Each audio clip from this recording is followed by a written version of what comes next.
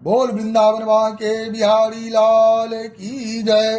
श्री हरि श्री हरि श्री हरि जय जय श्री राधे श्याम। श्रीमद्भागवत गीता अध्याय 6।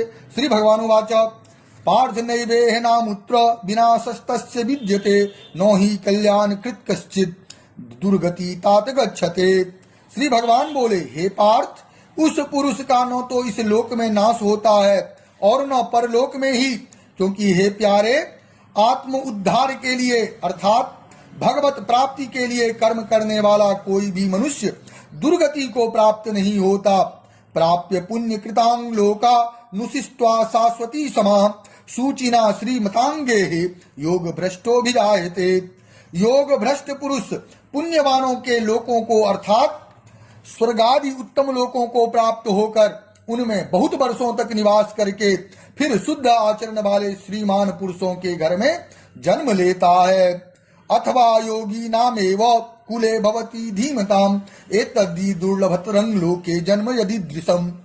अथवा वैराग्यवान पुरुष उन लोकों में न जाकर ज्ञानवान योगियों के ही कुल में जन्म लेता है, परंतु इस प्रकार का जो यह जन्म है सो संसार में निसंदेह अत्यंत दुर्लभ है।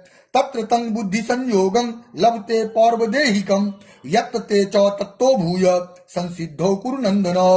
वहां उस पहले शरीर में ग्रह संग्रह किए हुए बुद्धि संयोग को अर्थात समबुद्धि रूप योग के संस्कारों को अनायास ही प्राप्त हो जाता है और हे कुरुनंदन, उसके प्रभाव से वह फिर परमात्मा की प्राप्ति रूप सिद्धि के लिए पहले से भी बढ़कर प्रयत्न करता है। पूर्वाभ्यासेन तेनैव ह्रियते ह्यवसोऽपि स जिज्ञासुरपि योगस्य शब्द ब्रह्मर्ति वर्तते। वह श्रीमानों के घर में जन्म लेने वाला योग भ्रष्ट पुरुष श्री पराधीन हुआ भी उस पहले के अभ्यास से ही निसंदेह भगवान की ओर आकर्षित किया जाता है तथा समबुद्धि रूप योग का जिज्ञासु भी वेद में कहे हुए सकाम कर्मों के फल को उल्लंघन कर जाता है। प्रयत्नद्यता मानस्तु योगी संशुद्धि किल विषह अनेक जन्म संसिद्ध अष्टतो यातिं परांगतिम।